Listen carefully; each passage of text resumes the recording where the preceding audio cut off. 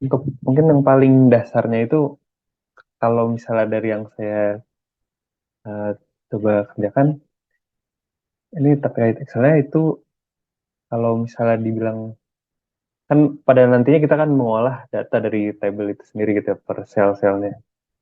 Nah, unsur yang paling kecilnya itu adalah eh, jenis dari datanya sendiri. Ini kalau kita langsung masuk ke eh, sebelum kita masuk ke case-nya gitu. Jadi untuk sebelum kita bisa mengolah gitu, apakah mau kita hitung atau mau kita kategorikan, nah itu menurut saya yang paling penting kita perlu mengenal dulu untuk jenis data di Excel. Nah, sini yang pertama itu tipe datanya ini ada ada teks. Teks itu jadi mungkin seperti yang ada, kalau yang gampangnya mungkin yang dalam bentuk kata, tulisan gitu ya. Untuk eh, nama seperti itu contohnya. Dan juga ada angka. Ini jenis angka ini adalah yang bisa kita hitung, tambah, bagi, kurang, bisa diurutkan. Itu dalam bentuk angka.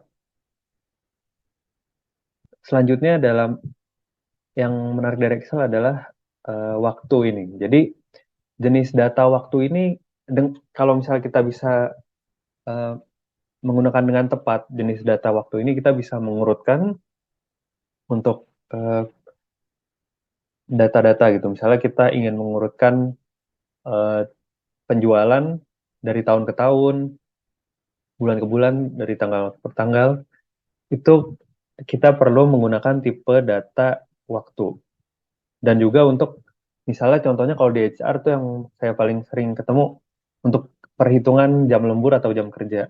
Nah, itu eh, jenis tipe data waktunya itu harus benar-benar kita pergunakan agar untuk perhitungan formulanya bisa lebih mudah.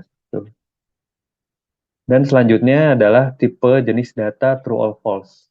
Jadi misalnya seperti checklist gitulah. Misalnya di rekrutmen contohnya.